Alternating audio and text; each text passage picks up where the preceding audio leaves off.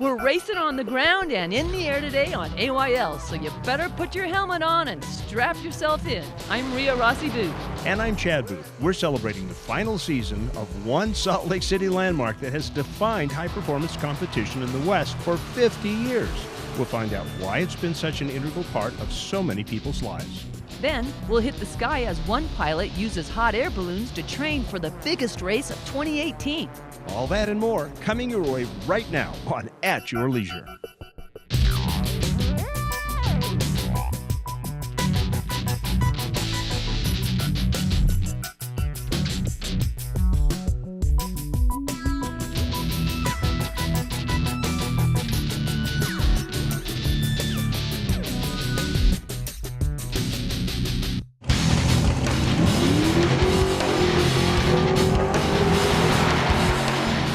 You know, the sound of 10,000 horsepower top-fueled dragster, it'll rattle your bones and send adrenaline shooting through your veins. Might even make you jump. A Pro Funny car will do the same thing as it hits 330 miles per hour in less than 4 seconds. Talk about a roller coaster thrill. Scenes like these, drag racers burning out, oval track cars pushing the limit, and technicians tuning their engines to perfection have been a mainstay here at Rocky Mountain Raceway since it first opened its doors as the old Bonneville racetrack back in 1968. Yeah, I remember that. And later this year, it's all coming to an end.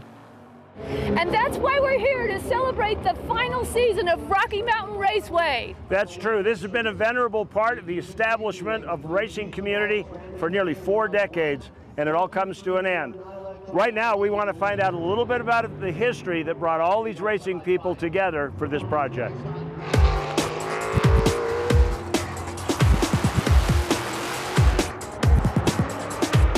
I cannot tell you how many people that I know that met here for the first time, fell in love here, are now married with kids that still race.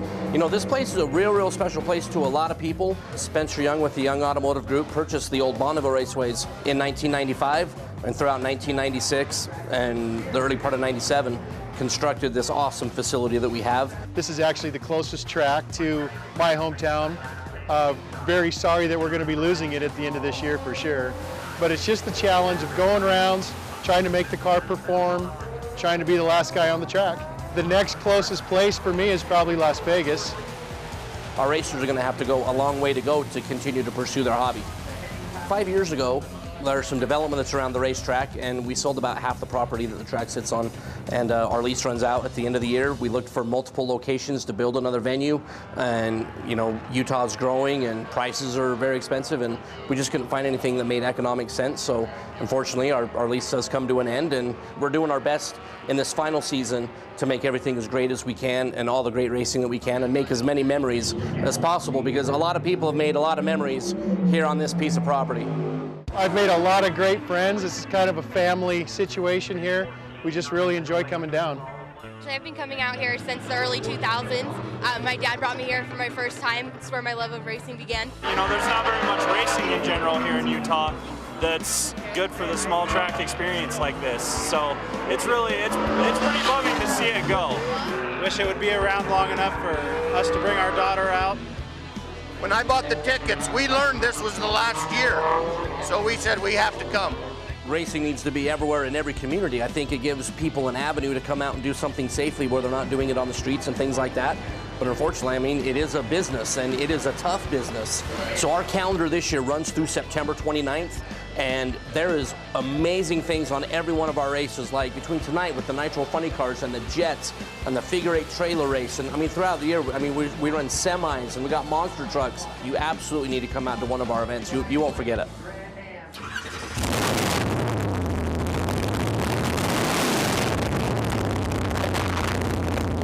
That's better than a cup of coffee in the morning. Anyway, listen, you know, some people, they kind of like this really fun, loud crowd stuff, like me. And some people, they like it really quiet, a little quiet affair. We're going to go to our travel adventure and check this out. Welcome back to At Your Leisure. We are out here enjoying the final season of the Rocky Mountain Raceway racetrack, and this is a modified oval group of cars, and they all have to be painted yellow as part of the Hornet class. And they do say the Hornet class, right? Yep, that's it's it. So cool. All right, well, we're going to find out what it takes to be one of these courageous racers.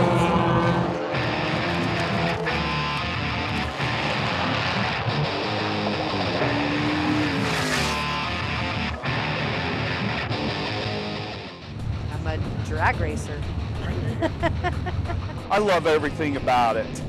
You know, for me, I'm kind of a car guy anyway. I love to repair cars, I love to modify cars, I love to build cars. So this kind of sport really speaks to me. Oh, it's an adrenaline rush. It just feels like drugs are just coming in through your hands, up into your arms and into your head. And it's just like, yes! It's just that awesomeness. I met Scotty, my husband, and he was a drag racer, and I came out here for the first time, and it was funny because at first, when I first came out here, I wasn't used to the engines revving up and being really loud, so when a car would start, I'd be startled every single time. And it took quite a while to not be startled anymore, but I love the smell, I love everything about it. It's the best dream that anybody could ever have. You know, her interest in it feeds my interest in it.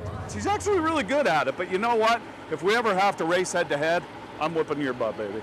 It's actually proven that girls are better on the light. We have a better reaction time, so we, in fact, do better than the guys. How fast do you actually go when you're, when you're in like full throttle?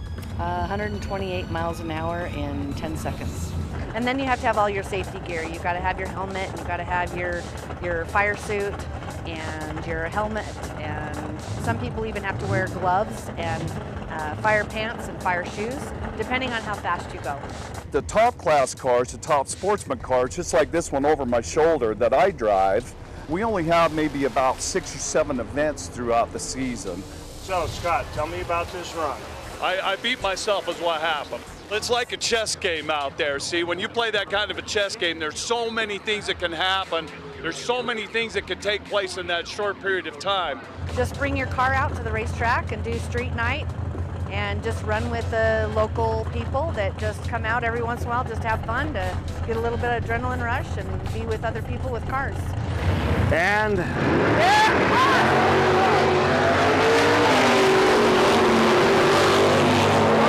having a conversation while there's that much noise. And then you got earplugs in, so this is really fun. That's true. So that is the perfect definition of a money to noise converter. Exactly. But it also delivers more adrenaline than you'll probably get in 10 years all at once. Exactly. Every 30 seconds, those guys pop off that line. It's crazy. Right now, I think Tonya's just around the corner. She's getting ready to make her way up to the line, so we'll see how she runs. We want to tell you that coming right after her race comes to you, our Rocky Mountain ATV MC Trailhead Adventure, our great friends in Payson that do so much to help bring all these stories of the great outdoors.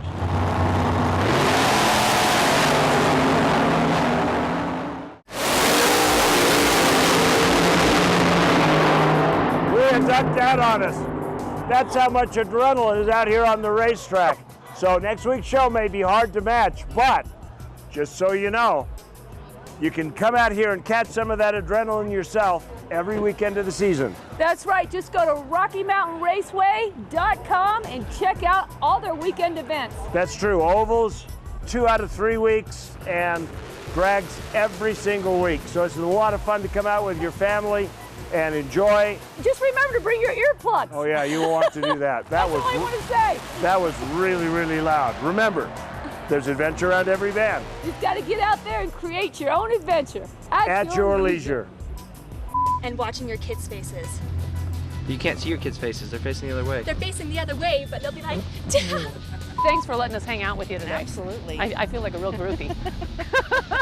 Are you out of gas by the time you hit that finish line, Scott? I burn about half the tank.